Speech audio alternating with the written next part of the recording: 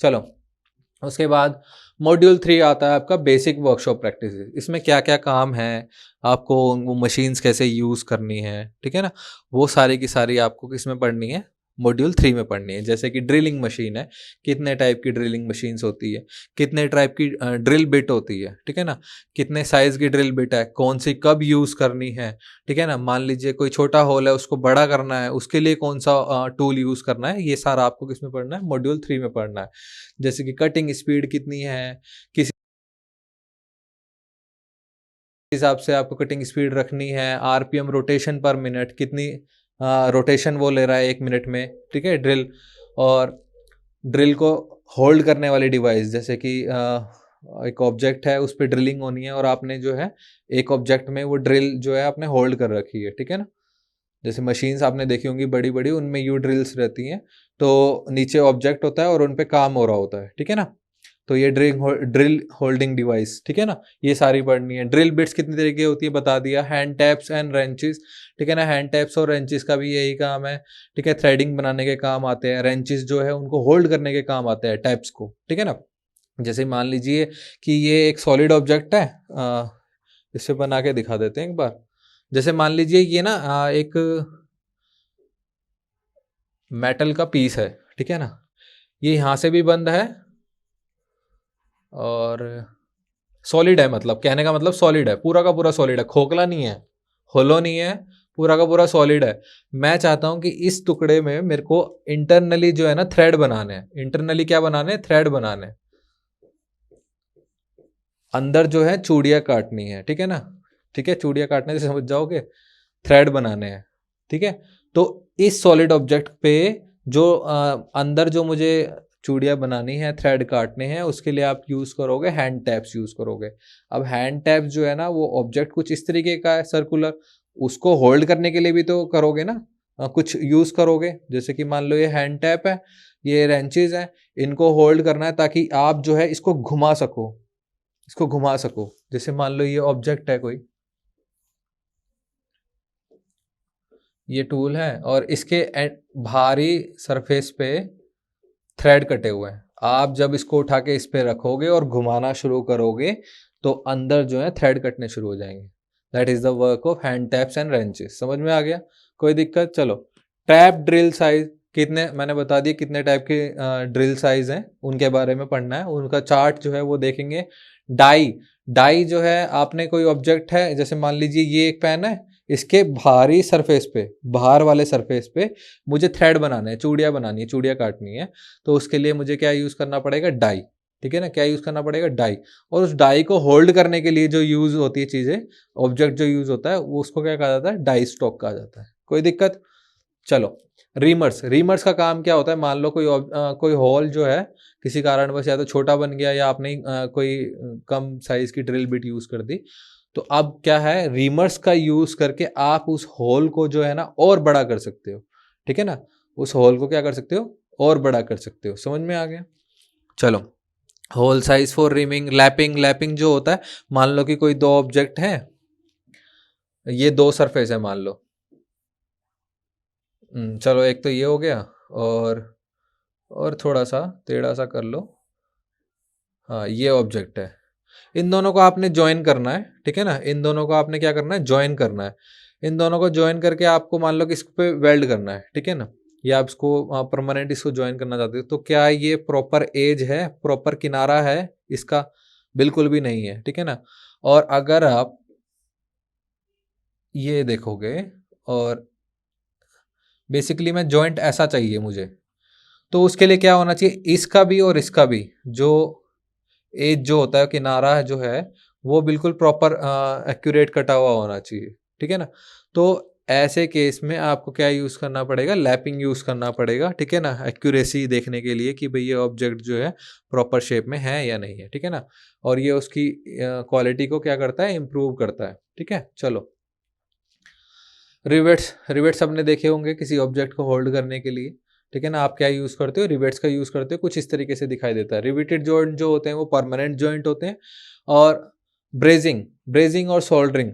Brazing और soldering में क्या होता है, किसी दो मेटल को, मान लो ये एक मेटल है और ये एक मेटल है, दोनों को मुझे ज्वाइन करना है, ठीक है ना, दोनों को मुझे ज्वाइन करना है, तो एक फिलर मटेरियल के थ्रू, फिलर मटेरियल जो एक पिघला हुआ मेटल है, गरम करके मैं इसके इनके बीच में इनके जॉइंट्स में डालूंगा, तो ये क्या हो जाएंगे, दोनों ऑब्जेक्ट्स जो है ज्वाइन हो जाएंगे, ठीक है ना।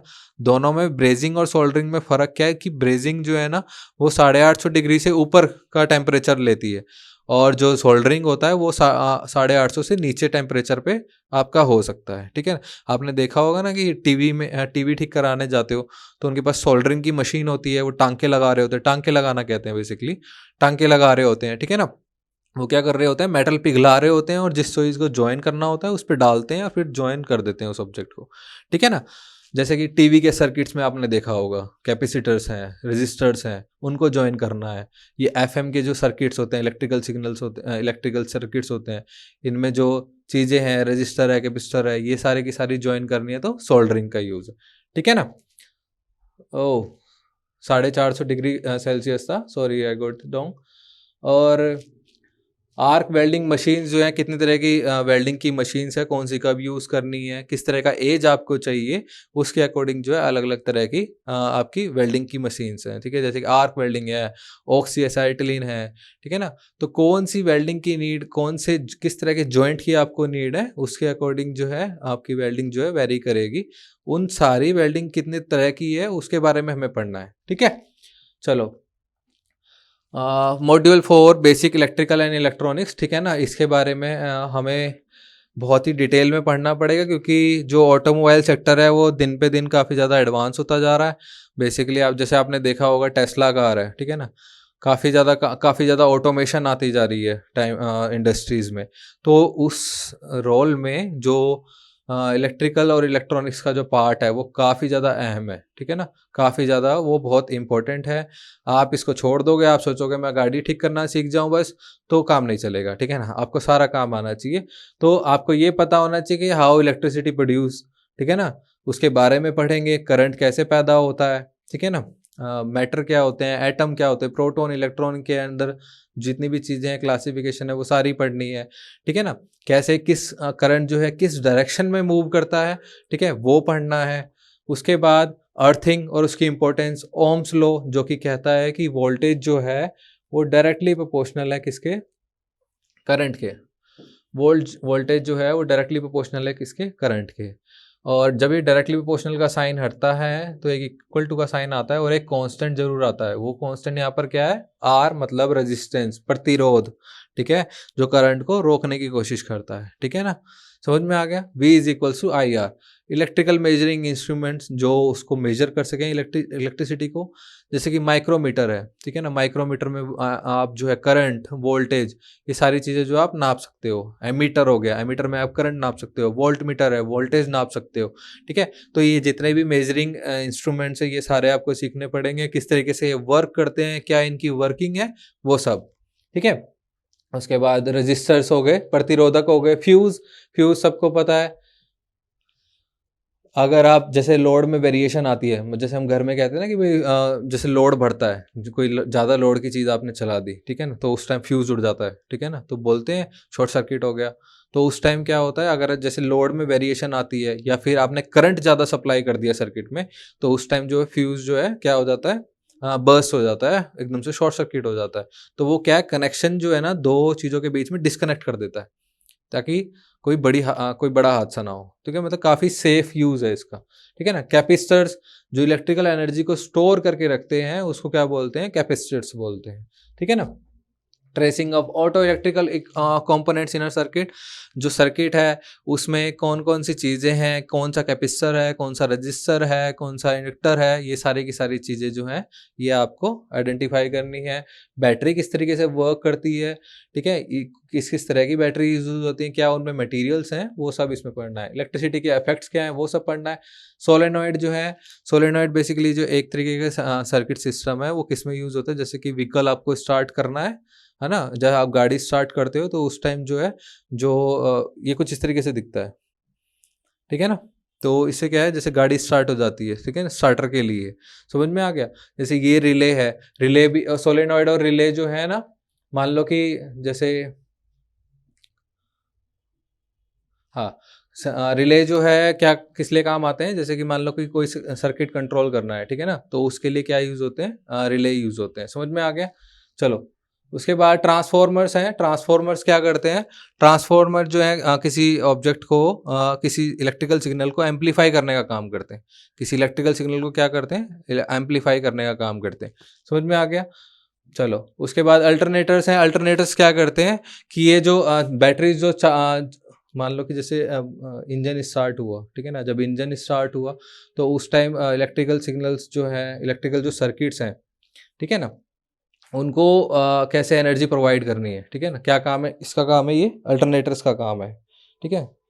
चलो, डायोड्स। डायोड जो है वो किसका, उनका काम क्या होता है, मान लो करंट जो है आपको एक डायरेक्शन में फ्लो कराना है, तो उसके लिए किसका यूज होता है, डायोड्स का यूज होता है। चलो, ट्रांजिस्टर्स एंड क्लासिफिकेशन। ट्रांजिस्टर का काम क्या होता है, किसी इलेक्ट्रिकल सिग्नल को एम्पलीफाई करने का, उसको और बढ़ा देने का काम जो होता है वो कौन करता है, ट्रांजिस्टर करता है। कितने टाइप्स हैं वो सब पढ़ने हैं इसमें, जैसे कि unijunction transistor, field effect transistor, MOSFET transistor, ठीक है ना, metal oxide field effect transistor. Module 5 आता है आपका हाइड्रोलिक्स एंड न्यूमेटिक्स, ठीक है ना, कैसे हाइड्रोलिक सिस्टम काम करता है, कैसे न्यूमेटिक सिस्टम काम करता है। हाइड्रोलिक सिस्टम में क्या होता है कि लिक्विड जो है उसको कंप्रेस करके किसी ऑब्जेक्ट को लिफ्ट करने के काम में या फिर मूव करने के काम में यूज़ करा जाता है। मान लो कि जैसे आपने पास्कल्स लॉ दिखा देते हैं, एक बार बता देते हैं। जैसे मान लो ये कोई एपरेटस है, ठीक है ना, इसको थोड़ा सा ऐसे करते हैं।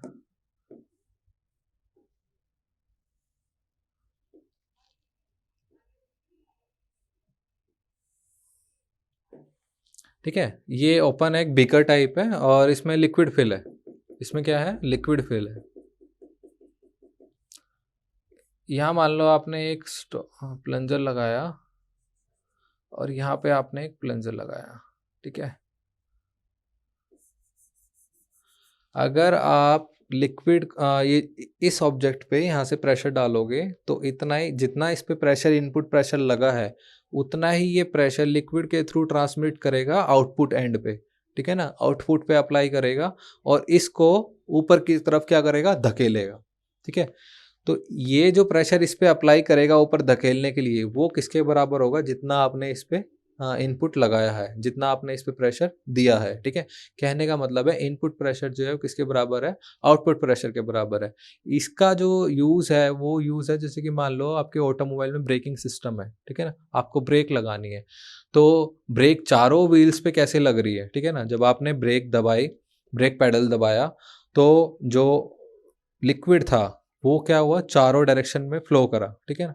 चारों डायरेक्शन में फ्लो करा, तो जितना आपने इनपुट प्रेशर दिया था ना, उतना ही प्रेशर आउटपुट एंड पे इक्वली लगेगा, इक्वली डिस्ट्रीब्यूट होगा। समझ में आ गया। ऐसा नहीं कि आपने यहाँ ज़्यादा लगाया और वहाँ आउटपुट एंड पे कम लगेगा।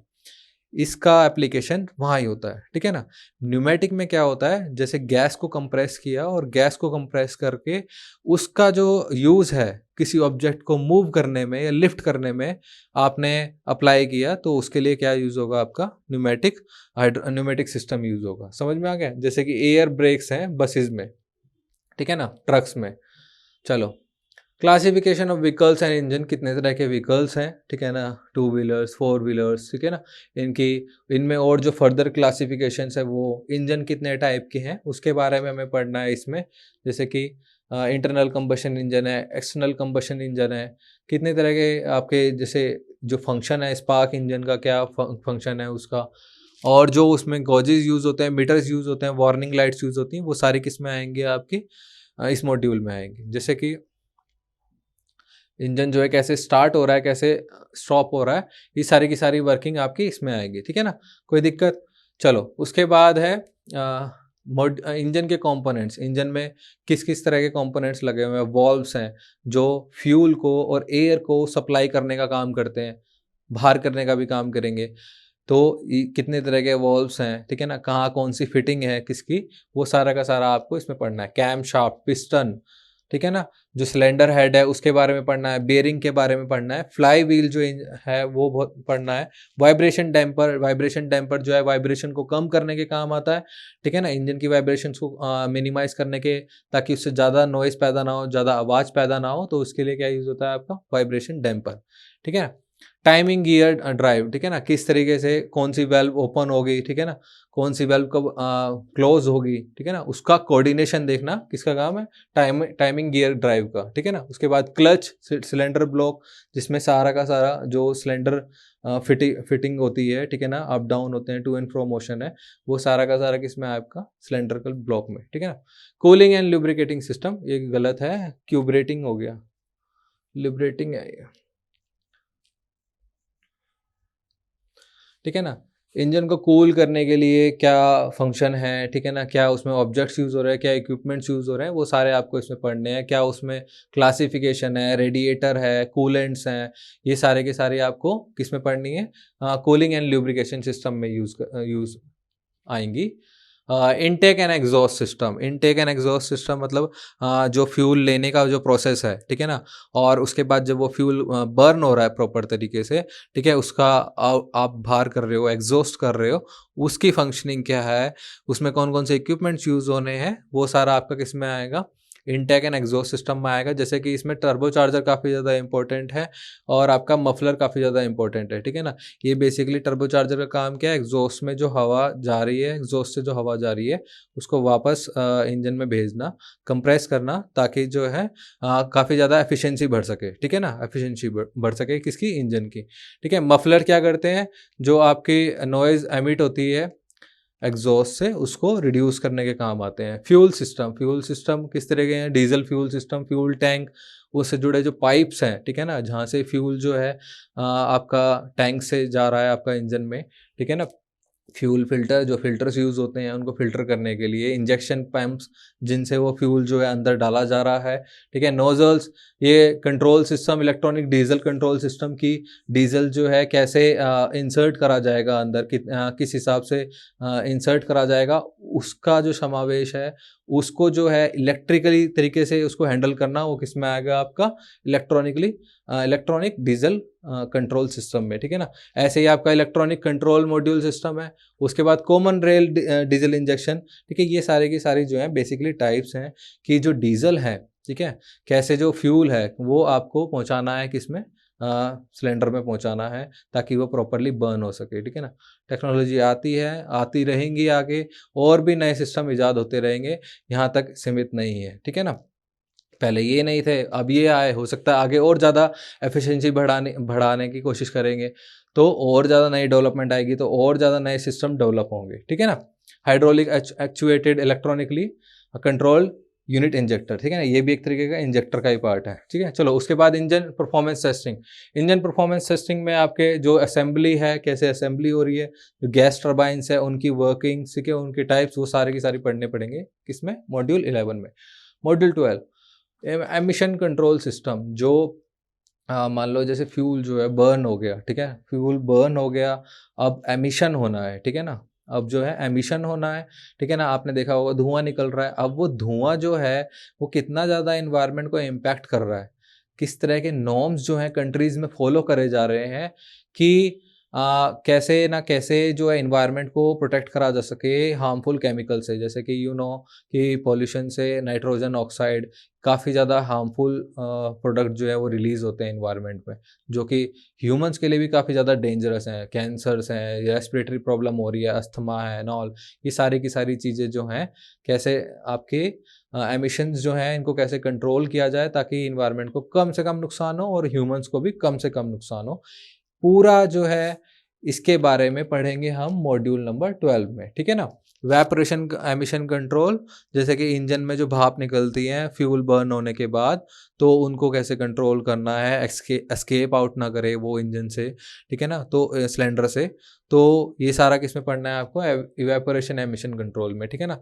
व्हीकल एमिशन स्टैंडर्ड, देखिए जैसे यूरो एंड भारत है ना, ठीक है, जैसे यूरोपियन कंट्रीज़ हैं वहाँ पे यूरो स्टैंडर्ड फॉलो है, और यहाँ पर भारत स्टैंडर्ड फॉलो करेंगे। जैसे कि आपको पता है BS6 जो है आजकल हर नए व्हीकल्स में आ रहा है, ठीक है ना। तो कोशिश यही रहती है सरकार की कि भाई कैसे ना कैसे नए नए मेथड्स अपनाया जाए ताकि इन्वायरमेंट को जो है कम से कम नुकसान हो, ठीक है ना। चलो उसके बाद सोर्सेज ऑफ पॉल्यूटेंट्स जो हैं जो हार्मफुल केमिकल्स रिलीज हो रहे हैं, ठीक है ना, ऑटोमोबाइल्स के थ्रू, उनका सोर्स क्या है, कहाँ से वो निकल रहे हैं, उनको कैसे कंट्रोल किया जाए, वो सब पढ़ेंगे इसमें। Characteristics and effect of hydrocarbon. Hydrocarbon जो है एक ऑर्गेनिक कंपाउंड है जो कि हाइड्रोजन और कार्बन से मिलके बना है, ठीक है ना, हाइड्रोजन और कार्बन से मिलके बना है। और बेसिकली ये जैसे कि मान लो पेट्रोलियम है, ठीक है ना, और ये आपका कोई भी ऐसा डीजल है, ठीक है ना, तो जितने भी ईंधन है उसमें आपको पेट्रोलियम मिलेगा, ठीक है ना। जैसे कि इसका एक एग्जांपल ले लो आप, इथाइलिन ले लो, जैसे कि मान लो C2H4, ये कुछ इस तरीके से बॉन्डिंग होती है इसकी, H, ये भी हाइड्रोकार्बन की टाइप है, ठीक है ना। तो ये जितने भी फ्यूल हैं इनमें पाया जाता है हाइड्रोकार्बन, और हाइड्रोजन और कार्बन से मिलके बना है, हाइड्रोजन और कार्बन से मिलके बना है, ठीक है, ऑर्गेनिक कंपाउंड है एक। हाइड्रोकार्बन जो है एग्जॉस्ट गैसेस में जो पाए जाती है उनके बारे में देखना है। डीजल पार्टिकुलेट फिल्टर्स जो हैं, जो डीजल के जो पार्टिकल्स हैं, ठीक है, उनको फिल्टर करना है, ठीक है, वो सारा किस में पढ़ेंगे आप, 7th यूनिट में पढ़ेंगे। कंबशन चैम्बर का डिज़ाइन कैसा हो, ठीक है ना, ताकि इंजन को और ज़्यादा एफिशिएंट बनाया जा सके, ठीक है ना। और कैटालिटिक कन्वर्टर, जो हार्मफुल एमिशंस जो होते हैं, जो जैसे कि नाइट्रोजन ऑक्साइड है, ये जो हार्मफुल गैसेस हैं इनको मिनिमाइज करना किसका काम है, कैटालिटिक कन्वर्टर का काम है, ठीक है। Crank case, emission control, exhaust gas recirculation, ठीक है ना, ये सारी की सारी टाइप है। सेलेक्टिव कैटालिटिक रिडक्शन, ये किसके तहत काम कर रहे हैं कि कैसे जो है एमिशन को कम से कम मिनिमाइज करा जा सके, और कैसे इनसे जो हार्मफुल केमिकल्स हैं उनको कम से कम इन्वायरमेंट में रिलीज होने दिया जाए, ठीक है ना, कोई दिक्कत। चलो उसके बाद मॉड्यूल 13 आता है चार्जिंग एंड स्टार्टिंग सिस्टम, ठीक है ना, क्या क्या चार्जिंग के सिस्टम है, कैसे आपके जो काम करते हैं स्टार्टिंग सिस्टम्स हैं वो सारे के सारे किस में आएंगे, आपके चार्जिंग एंड मॉड्यूल 13 में आएंगे। अल्टरनेटर हम ऊपर देख चुके हैं। डायनामो का काम क्या होता है, डायनामो का काम होता है मैकेनिकल एनर्जी को इलेक्ट्रिकल एनर्जी में कन्वर्ट करना, ठीक है, मैकेनिकल एनर्जी को इलेक्ट्रिकल एनर्जी में कन्वर्ट करना। और अल्टरनेटर से रिलेटेड जो दिक्कतें आती हैं, ठीक है ना, और जो उनको ठीक करने के लिए जो तरीके हैं वो सारे पढ़ेंगे आप यूनिट 3 में, ठीक है। यूनिट 4 स्टार्टिंग मोटर सर्किट, जो सर्किट जो है मोटर का, ठीक है, स्टार्ट करने के लिए उसके बारे में पढ़ना है, उसकी कंस्ट्रक्शन वो कैसे बना है उसके बारे में पढ़ना है। मॉड्यूल 4 ट्रबल शूटिंग, कितनी दिक्कतें आती हैं, किस काम में क्या दिक्कत है, उनका जो उनके रेमेडीज़ क्या हैं, उनको कैसे ठीक करा जा सकता है, ठीक है ना, वो सारी की सारी आपको पढ़नी है मॉड्यूल 14 में, ठीक है ना। तो बेसिकली ये पूरा का पूरा ओवरव्यू है जो आपको मोटर मैकेनिक व्हीकल ट्रेड के अंदर पढ़ना है, ठीक है ना। तो आज हमने पूरे सिलेबस का ओवरव्यू लिया है। अब आगे जो लेक्चर्स आएंगे वो एक एक मॉड्यूल हम उठाते जाएंगे और सिलेबस जो है आगे ख़त्म करते जाएंगे, ठीक है ना, कोई दिक्कत। तो आप लोग जो है ना इस वीडियो को ज़्यादा से ज़्यादा शेयर करो, जो आपके दूसरी ITI में बच्चे हैं जो मोटर मैकेनिक व्हीकल का पूरा कोर्स यूट्यूब पे पढ़ना चाहते हैं, तो आप उनको शेयर करो ये वीडियो, ठीक है ना। समझ में आ गया, चलो bye and happy new year once again.